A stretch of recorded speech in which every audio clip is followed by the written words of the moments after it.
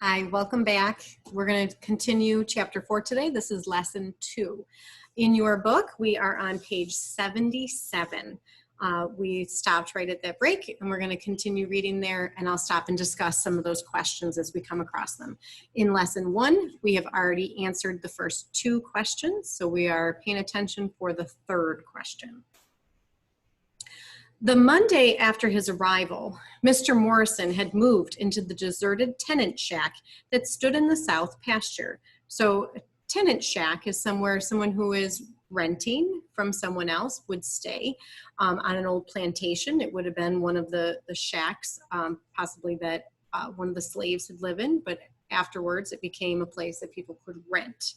Notice it's called a shack, so it's probably not the greatest place to live. And we'll hear that here.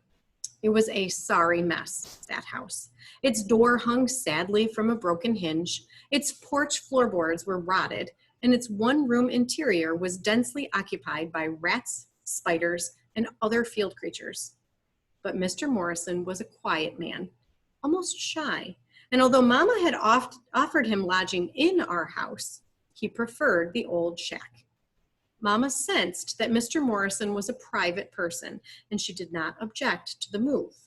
But she did send the boys and me to the house to help clean it. Little man, Christopher John, and I took to Mr. Morrison immediately and had no objections to the cleaning. Anybody who was a friend of Papa's was all right in our book. Besides, when he was near, nightmen and burnings and midnight tarrings faded into a hazy distance. But Stacy remained aloof and had little to do with him. After the cleaning, I asked Mama if Christopher John, little man, and I could go visit Mr. Morrison, but she said no. But Mama, I want to know more about him, I explained. I just want to know how come he's so big. You know about as much as you need to know, she's decided. And long as Mr. Morrison stays here, that's his house. If he wants you down there, he'll ask you. Don't know how come y'all want to go down there. No way, Stacy said moodily when Mama was out of hearing. Because we like him, that's why, I answered, tired of his distant attitude toward Mr. Morrison. Then, as discreetly as I could, I said, what's the matter with you, boy, not liking Mr. Morrison? Stacy shrugged. I like him all right. Don't act that way. Stacy looked away from me. Don't need him here. All that work he doing, I could have done it myself. You couldn't have done no such thing. Besides, I looked around to be certain that Big Ma and Mama were not near. Besides, Papa didn't just bring him here to do no work. You know how come he really here. Stacy turned toward me haughtily. I could have taken care of that too. I rolled my eyes at him, but held my peace. I didn't feel like a fight. And as long as Mr. Morrison was within hollering distance of the back porch, it made little difference to me what Stacy thought he could do. So what's Stacy's problem with Mr. Morrison? He's the man of the house when Papa's gone, right? At 12. Younger than some of you guys. I can take care of all these night men come, I can take care of them. But he feels a little offended, doesn't he? Like, it's my job. I should be taking care of the family, not this stranger that we don't know. I sure wouldn't want that big old man staying at my place, said TJ on the way to school. I bet you he'd get mad one time. He'd take old little man and swing him over that tree yonder like he wasn't nothing but a twig. He laughed then as little man set his lips and stared angrily up. Of course, I could probably about do that myself. Couldn't neither, denied little man. Hush, man, said Stacy. TJ, leave man alone. I ain't bothering him. Little man's my buddy, ain't you, man? Little man scowled, but didn't reply. TJ turned back to Stacy. You ready for that history test? Hope so, said Stacy, but I keep forgetting them dates. Betcha I could help you if you'd be nice. How? You worse than I am about dates. TJ grinned, then slyly pulled a folded sheet of paper from his pocket and handed it to Stacy. Stacy unfolded it, looked at it curiously, then frowned. You planning on cheating? Well, no, I ain't planning on it, said TJ seriously, just if I gotta. Well, you ain't gonna, said Stacy, tearing the paper in two. Hey, what's the matter with you, man? Cried TJ, grabbing for the paper. But Stacy turned his back on him and tore the paper into bits, then deposited them in the gully. Man, that sure ain't right. I wouldn't do you that way. Maybe not, replied Stacy, but at least this way you won't get into no trouble. TJ mumbled. If failing ain't trouble, I don't know what is. Little man, Christopher John, Claude, and I were sitting on the bottom step of the 7th grade class building after school waiting for Stacy and TJ, when the front door banged open and TJ shot out and tore across the yard. What's the matter with him? Asked Christopher John. Ain't he going to wait for Stacy? The rest of the 7th grade, led by little Willie Wiggins and Mo Turner, spilled from the building. There he go, cried little Willie as TJ disappeared on the forest road. Mo Turner yelled, let's see where he's going. Then he and 3 other boys dashed away in pursuit of TJ. But the others stood restlessly near the steps as if school had not yet ended. Hey, what's going on? I asked little Willie. What's everybody waiting around for? And where's Stacy? Demanded little man.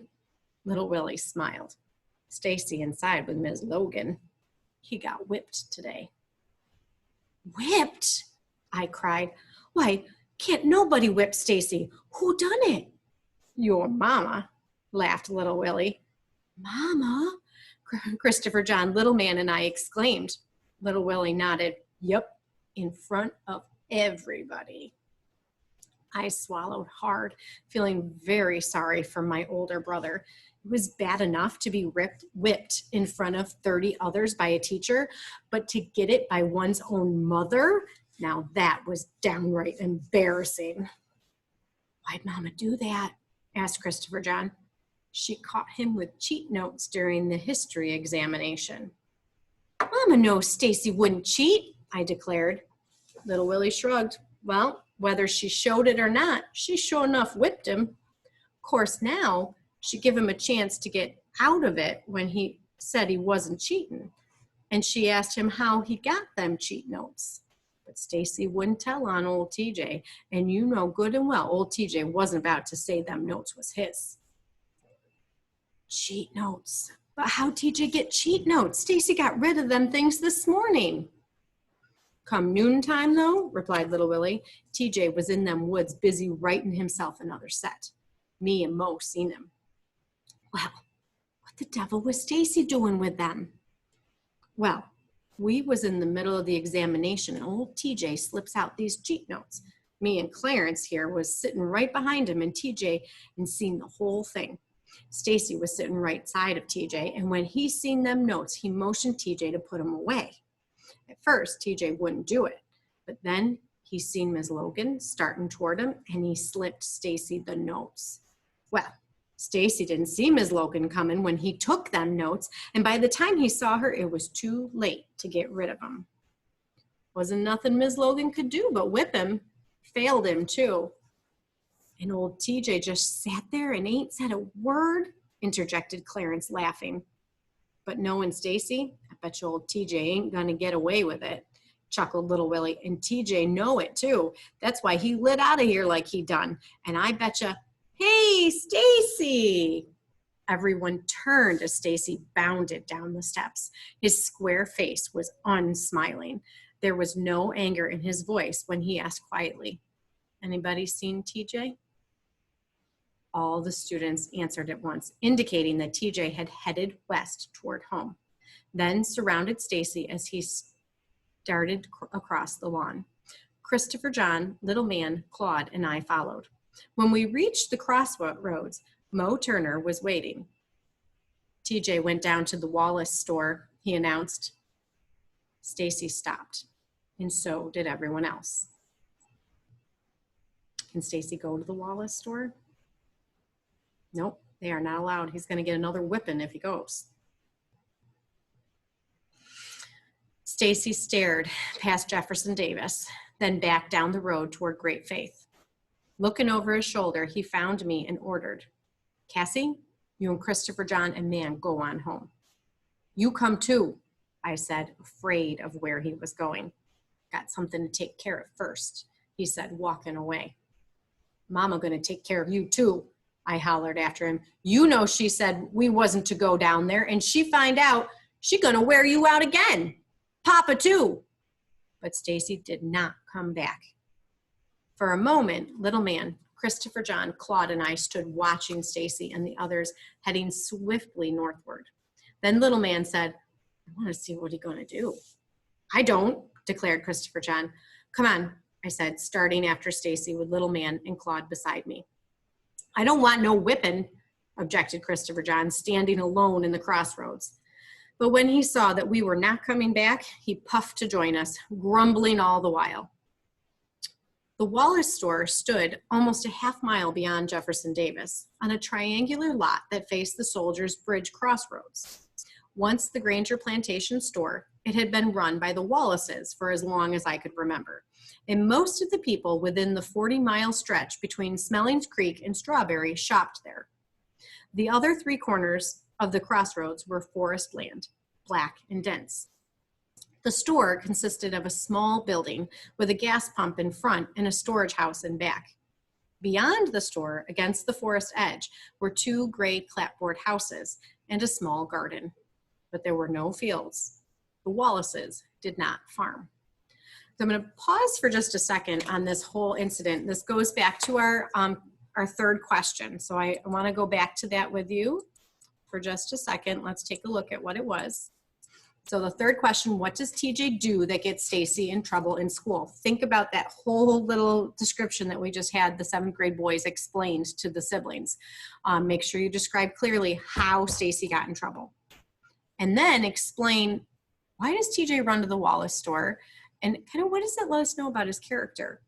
Now I want you to pay careful attention to this particular incident as well. The incident of the cheating, because coming up, you are going to have a quiz on chapters 1 through 4. And there are going to be some written answers that you need to give about the different perspectives of Stacy and TJ around this incident of cheating. We already know quite a bit about TJ, how he's do anything to get out of anything. But how does that also affect his character with his friends, etc.? Be thinking about a lot of those things. All right, let's go back to the bottom of page 83. Stacy and the other students were standing in the doorway of the store when little man, Christopher John, Claude, and I ran up. We squeezed through so we could see inside. A man we all knew was Caleb Wallace stood behind the counter. A few other men sat around a stove playing checkers, and Jeremy's older brothers, R.W. and Melvin, who had dropped out of school long ago, leaned sleepy-eyed against the counter staring at us. So remember, Jeremy is the blonde boy who will walk to school with them, Jeremy Avery. He has 2 older brothers. They don't even go to school anymore, but they hang out at the store all the time, drinking and smoking and, doing things they shouldn't be doing. Y'all go on to the back, said Caleb Wallace. Lesson y'all want to buy something. Mr. Dewberry got the music going already, so he thinks they're there for the dancing room. As he turned away from the entrance, Melvin Sims said, just look at all the little niggers come to dance. Sims is another name we'll hear. And the laughter of the men filled the room. Oh, that's the older brother of Jeremy. Christopher John tugged at my arm. I don't like this place, Cassie. Let's go on home. We can't leave without Stacy, I said. Music beckoned from the storage room where Dewberry Wallace was placing round brown bottles on a small table as we crowded in. Aside from the table, there was no furniture in the room. Boxes lined the walls and the center floor had been cleared for dancing. Several older couples from Great Faith were already engaged in movements I had never seen before. What they doing? Asked little man. I shrugged. I guess that's what they call dancing? There he go, someone shouted as the back door of the storeroom slammed shut. Stacy turned quickly and sped to the back of the building. TJ was fleeing straight toward Soldiers Road. Stacy tore across the Wallace yard and, leaping high like a forest fox, fell upon TJ, knocking him down. The two boys rolled toward the road, each trying to keep the others back, pinned to the ground. But then Stacy, who was stronger, gained the advantage, and TJ, finding that he could not budge him, cried, "Hey, wait a minute, man, let me explain." Stacy did not let him finish. Jumping up, he pulled TJ up too and hit him squarely in the face. TJ staggered back, holding his eyes as if he were badly hurt, and Stacy momentarily let down his guard. At that moment, TJ rammed into Stacy, forcing the fight to the ground again. Little man, Christopher John, and I, with the others, circled the fighters, chanting loudly as they rolled back and forth, punching at each other. All of us were so engrossed in the battle that no one saw a mule wagon halt on the road and a giant man step out. It wasn't until I realized that the shouting had stopped behind us and that the girls and boys beside me were falling back that I looked up. Mr. Morrison towered above us. He did not look at me or Christopher John or Little Man, although I knew he had seen us, but walked straight to the fighters and lifted a still swinging Stacy off TJ. After a long, tense moment, he said to Stacy, "You and your sister and brothers get on in the wagon." We walked through the now silent crowd. Caleb and Dewberry Wallace, standing on the front porch of the store with the Simses, stared at Mr. Morrison as we passed. But Mr. Morrison looked through them as if they were not there. Stacy sat in the front of the wagon with Mr. Morrison. The rest of us climbed into the back. "Now we gonna get it," shuddered Christopher John. "I told y'all we should have gone on home." Before Mr. Morrison took the reins, he handed Stacy a handkerchief in which to wrap his bruised right hand. But he did not say a word, and it wasn't until we had passed the crossroads leading to Great Faith that the silence was broken. "Mr. Morrison, you gonna tell Mama?" Stacy asked huskily. Mr. Morrison was very quiet as Jack the mule clopped noisily along the dry road. "Seems I heard your mama tell y'all not to go up to that Wallace store," he said at last. "Yes, sir," said Stacy, glancing nervously at Mr. Morrison. Then he blurted out, "But I had a good reason." "Ain't never no reason good enough to disobey your mama. Remember that one." "Ain't never no reason good enough to disobey your mama." The boys and I looked woefully at each other, and my bottom stung from the awful thought of Mama's leather strap against it.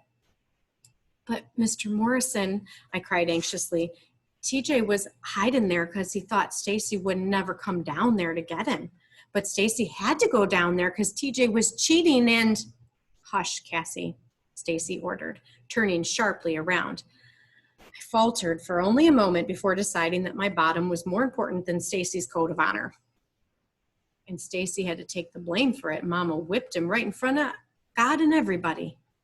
Once the truth had been disclosed, I waited with dry throat and nauseous stomach for Mr. Morrison to say something. When he did, all of us strained tensely forward. "I ain't gonna tell her," he said quietly. Christopher John sighed with relief. "Ain't going down there no more neither," he promised. Little Man and I agreed, but Stacy stared long and hard at Mr. Morrison. "How come, Mr. Morrison?" he asked. "How come you ain't gonna tell Mama?" Mr. Morrison slowed Jack as we turned into the road leading home. "'Cause I'm leaving it up to you to tell her." "What?" we exclaimed together. "Sometimes a person's gotta fight," he said slowly, "but that store ain't the place to be doing it. From what I hear, folks like them Wallaces got no respect at all for colored folks, and they just think it's funny when we fight each other. Your mama knowed them Wallaces ain't good folks. That's why she don't want y'all down there. And y'all owe it to her and y'all selves to tell her. But I'm going to leave it up to y'all to decide." Stacy nodded thoughtfully and wound the handkerchief tighter around his wounded hand.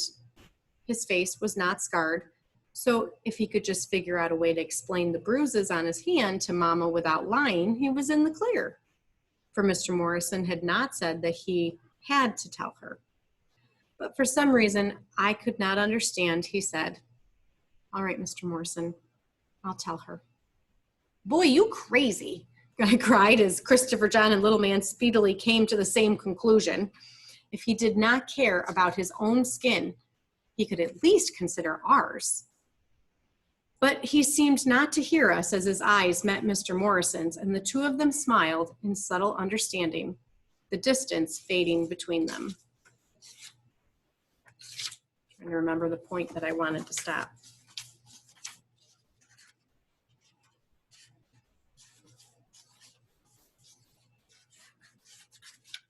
I guess that's it.